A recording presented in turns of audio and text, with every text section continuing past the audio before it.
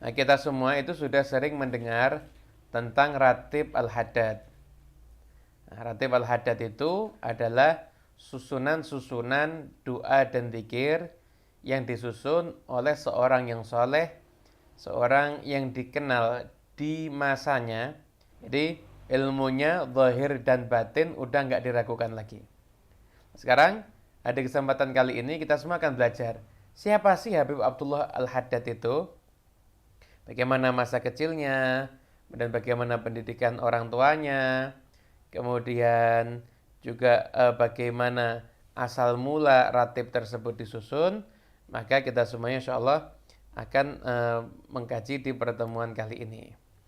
Jadi Habib Abdullah bin Alawi Al-Haddad itu beliau lahir di daerah Subair.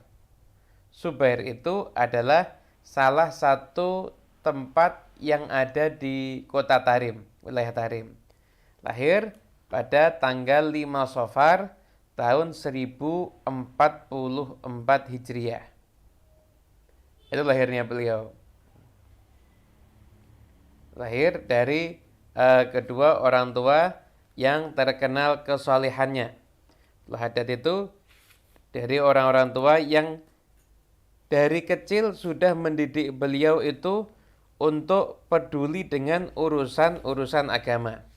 Bahkan dikatakan ayahnya beliau sendiri, yaitu Habib Said Alawi, itu dari kecil beliau langsung yang membimbing Habibullah Haddad, menghafalkan Quran, khatam, kemudian setelah itu menghafalkan matan daripada kitab Al-Irsyad dalam ilmu fikih.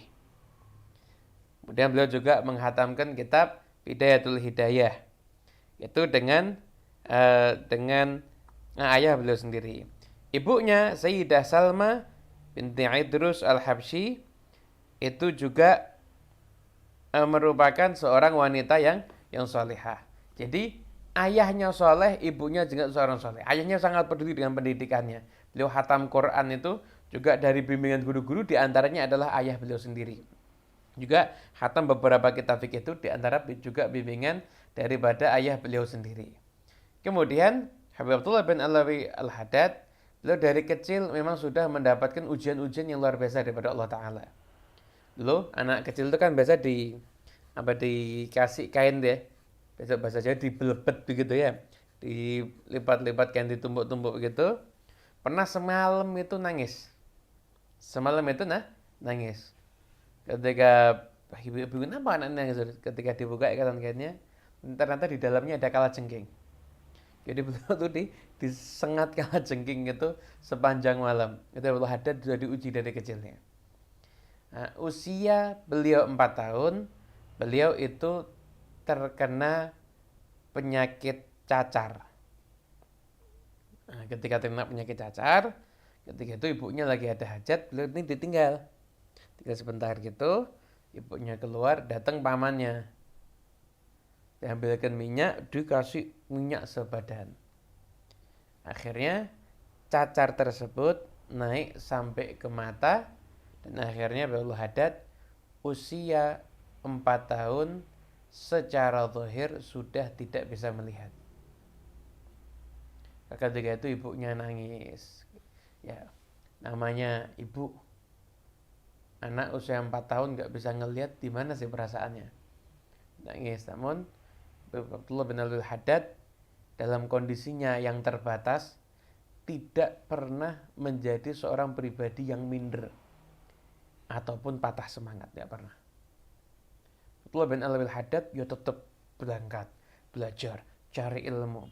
Bahkan dengan keterbatasan secara zahir ya, secara batin, secara zahir yang beliau alami, beliau itu tetap melaksanakan tugas-tugasnya sebagai pemuda yang umum di masa itu.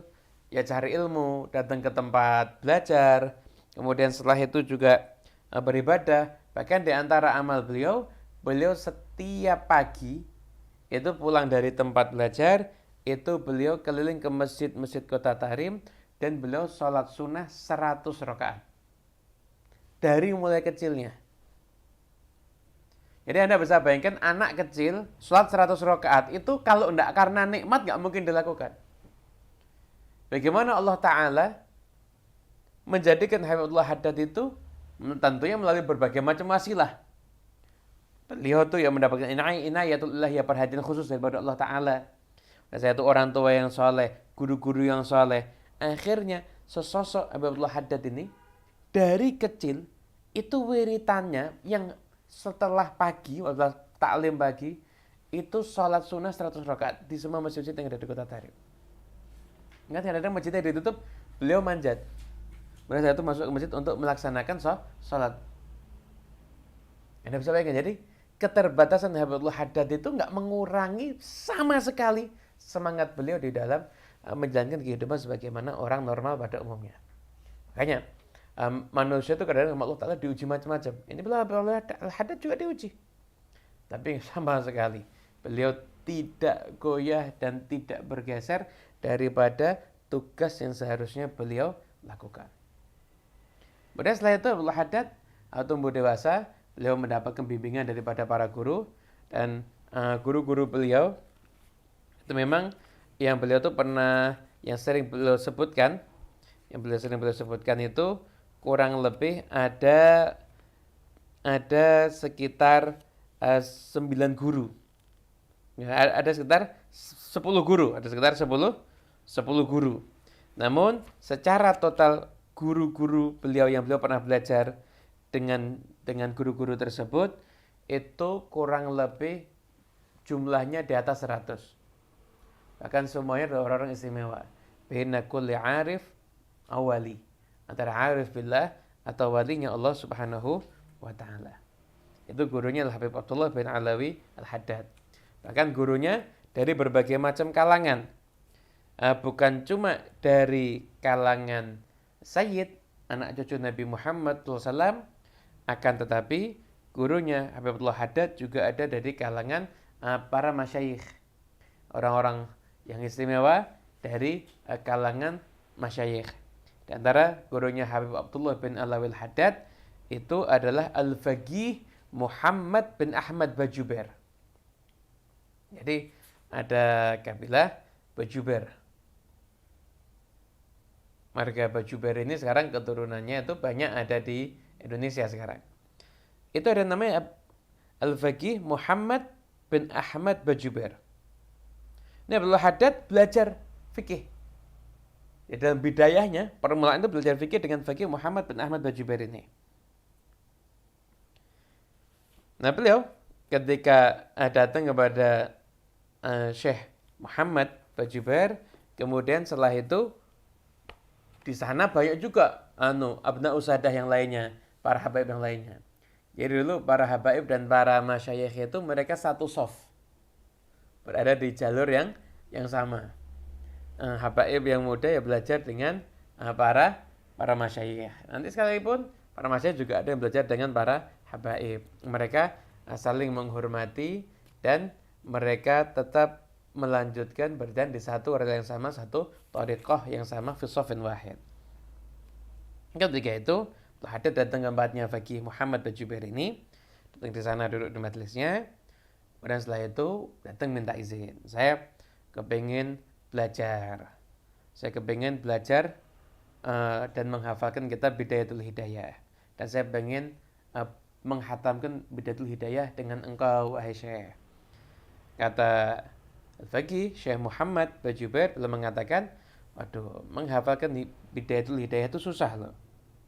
Dan di sini juga ada orang-orang yang sedang belajar Bidayatul Hidayah. Gini aja, kamu gabung sama mereka. Kalau mereka belajar, kamu ikut gabung di sana. Tapi kamu hafalkan kitab fikih Al-Irsyad. Wah, Abdul Haddad pas ini sama isyarahnya Abah beliau kan juga menyuruh beliau menghafalkan kitab Al-Irsyad. Gurunya Bajuber juga menyuruh beliau untuk menghafalkan kitab Al-Irsyad. Akhirnya hafal. Belajar sampai akhirnya hafal sampai di bagian Muharramatul Ihram. Itu Abdul Haddad hafal. Dan Bidayatul Hidayah beliau juga hafal. Nah, setelah itu Syekh Faqih Muhammad Bajuber ini itu ada tugas memang harus pergi ke luar negeri, ketika itu pergi ke India. bersama dengan salah seorang ulama, Syed Abu Bakar Bafiki. Pergi ke sana, pada saat itu di India tuh mengalami berbagai macam rintangan dan sebagainya dari satu kota ke kota yang lain, sampai akhirnya suatu hari kembali lagi ke kota Tarim. Sampai kembali di kota Tarim, Abdul Haddad sudah jadi seorang ulama. Akhirnya gurunya ini, Al-Faqih Muhammad bin Jubair ini, akhirnya datang pada Habib Abdul Haddad, kemudian belajar kitab Ihya sama Habib Abdul Haddad. Awalnya Habib Abdul Haddad itu jadi murid, Al-Faqih Muhammad bin Jubair ini yang jadi guru, kemudian Al-Faqih Muhammad bin Jubair ini yang menjadi murid, Abdul bin Abdul Haddad itu yang menjadi guru. Kata beliau, kami dulu belajar sama ini bagi Muhammad bin Jubair ini kitab fikih. Nah, sekarang beliau datang kepada kami untuk membaca di kitab Ihya Ulumuddin. Dan Fakih bin Jubair itu beliau sanad fikih itu sampai kepada Ibn Hajar. Sampai kepada Ibn Hajar. Jadi lewat ulama sampai kepada Ibn Hajar. Bahkan beliau sering mengisahkan jadi guru-gurunya Ibn Hajar itu sering menyebutkan tentang kitab Ihya. Nah, bahkan Ibn Hajar itu menghafal kitab Ihya Ulumuddin. Jadi kalau ada ketika mengajar fikih, ada sesuatu hal yang kaitannya itu ada di kitab Ihya, maka beliau pun sudah menyebutkan di kitab Ihya begini dan lain sebagainya. Abdul Haddad kemudian bukan cuma bersahabat dengan Al-Faqih Muhammad bin Jubair, sama anaknya juga Abu Bakar bin Muhammad bin Jubair. Itu datang kemudian satu belajar bareng, mutalaah bareng bersama dengan beliau. Itu proses bagaimana Al-Habib Abdullah bin Alawi Al-Haddad itu mengisi waktu-waktunya. Gitu. Maka Abdul Haddad itu dari saking semangatnya belajar, kalau ada ulama beliau itu tidak bisa ketemu, beliau kirim surat. Jadi nanti akhirnya lewat murasalah, lewat saling surat menjadi belajar dengan ulama tersebut. Jadi karena himmahnya, semangatnya itu luar biasa. Bahkan dikatakan semua kitab yang ada di kota Tarim ketika itu semua sudah pernah dikaji oleh Al-Habib Abdullah bin Alawi Al-Haddad. Akhirnya kita sosok Abdullah bin Alawi Al-Haddad, beliau berdakwah di masyarakat di kota Tarim dengan keterbatasan secara zahir apa yang ada dalam diri beliau. Nah, perlu kita ketahui, Habib Abdullah bin Alawi Al-Haddad itu yang datang sama beliau ternyata bukan orang-orang yang di dekatnya. Yang datang sama beliau itu dari jauh-jauh. Murid beliau yang istimewa, Habib Ahmad bin Zain Al-Habsyi, itu dari kota Hautah. Dari kota yang jauh, datang ke sana untuk belajar kepada beliau. Ketika itu orang sekitarnya itu nggak begitu yakin sama Habib Abdullah Al-Haddad. Masa bisa sih? Masa alim sih? Masa benar sih? Gitu semuanya. Pada ketika itu beliau sudah dikenal ada di mana-mana. Tapi yang di sekitarnya itu nggak mau belajar. Nah, sampai akhirnya ada suatu masa Habib Abdullah Haddad ini di kota Tarim itu terjadi satu fitnah. Hingga karena fitnah itu banyak ulama yang akhirnya pergi keluar meninggalkan kota Tarim. Habib Abdullah Haddad itu pindah ke Hawi. Daerah Hawi. Hawi itu agak di luar Tarim. Nah, beliau, inilah kecerdasan beliau. Beliau pengen tetap mendapatkan kebaikan berkahnya kota Tarim, tapi selamat daripada fitnah yang terjadi di kota Tarim. Sehingga pilih tempat yang agak pinggir dan beliau di situ tetap melanjutkan dakwahnya, ngajak umat ke jalannya Allah Subhanahu wa taala. Itu sosok Al-Habib Abdullah bin Alawi Al-Haddad. Banyak sekali keistimewaan beliau. Kita pernah merangkum dari kitab Imdadul Fuad bi Manaqib Qutbul Irsyad Al-Habib Abdullah bin Alawi Al-Haddad. Kalau kita semuanya ini pengen mengenal beliau, kita harus tahu bahwa Abdullah Al-Haddad itu seseorang yang memang dari kecil dididik untuk berjalan mengikuti syariat, mengikuti ilmu agama. Nah, bahkan ditulisnya Ratib Al-Haddad itu ketika usia beliau ketika itu masih muda. Bukan usia tua, Abdullah Haddad masih muda ketika itu. Datang salah seorang yang bernama Amir As-Sa'di kepada Abdullah Haddad. Amir As-Sa'di ini kemudian curhat, ngeluh. Ya Habib, sekarang ini di daerah kami sudah mulai masuk paham-paham baru di luar Ahlus Sunnah wal Jamaah. Karena paham yang masuk ini bukan paham yang ekstrim sebetulnya. Nah, tapi berbeda dengan Ahlus Sunnah wal Jamaah, utamanya di dalam bagaimana memposisikan sahabat-sahabat Nabi Muhammad SAW. Dia banyak perbedaan di antaranya di dalam bagaimana memposisikan sahabatnya Rasulullah SAW. Kalau kita Ahlus Sunnah wal Jamaah kan semua sahabat Nabi kita hormati dan kita muliakan. Kita tundukkan kepala untuk mereka. Kemudian si Amir As-Sa'di ini takut. Nanti kalau anak saya terpengaruh, keluarga saya terpengaruh, tetangga saya terpengaruh, itu gimana? Maka Amir As-Sa'di ini minta pegangan kepada Habib Abdullah Al-Haddad.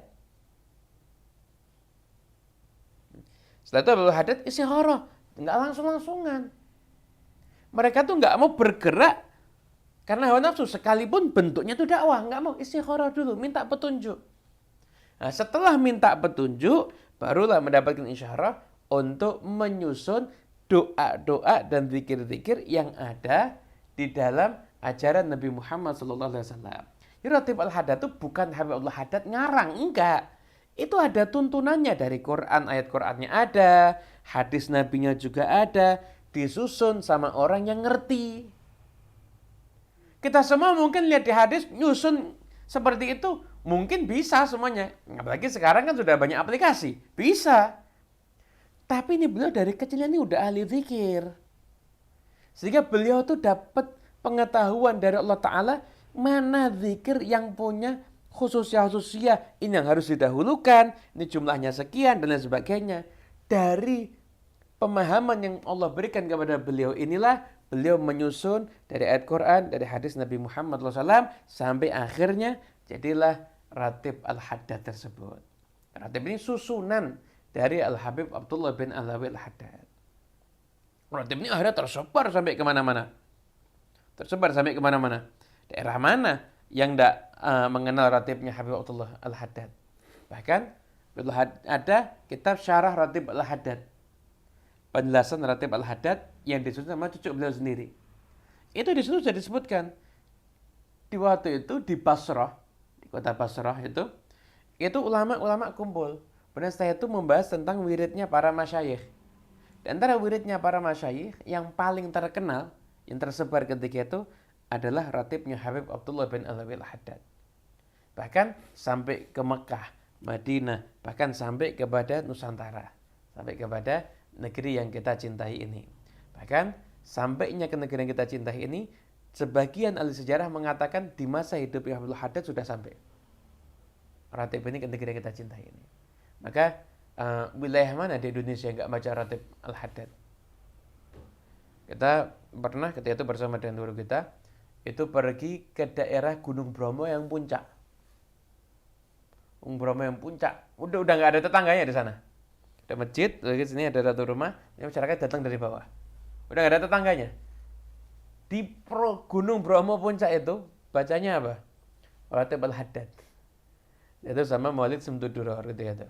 Sampai di sana ternyata, masya Allah. Lah, kenapa kok bisa seperti itu? Karena keikhlasannya. Ikhlas ini menjadikan ratib akhirnya dibaca ada di mana-mana. Ini Ratib Al-Haddad. Jadi bukannya sekedar orang ngambil dari ini di kitab Bukhari kan ada bagian zikir-zikir, kitab Syahadat ini kan ada, terus disusun seenaknya, enggak. Ini orang yang ngerti sehingga tahu mana ramuan yang terbaik, mana yang harus didahulukan dan mana yang harus ditaruh di setelahnya dan lain sebagainya. Bahkan ulama mengatakan barang siapa yang dia itu melazimi membaca Ratib Al-Haddad diharapkan insya Allah akan wafat dalam keadaan husnul khatimah. Kenapa? Karena ada satu zikir yang luar biasa. Ya dzal jalali wal ikram amitna ala dinil Islam. Ya dzal jalali wal ikram itu nama Allah Ta'ala yang kalau disebut doanya bisa mustajab itu. Ya dzal jalali wal ikram amitna ala dinil Islam. Matikan kami dalam keadaan memeluk agama Islam. Gitu.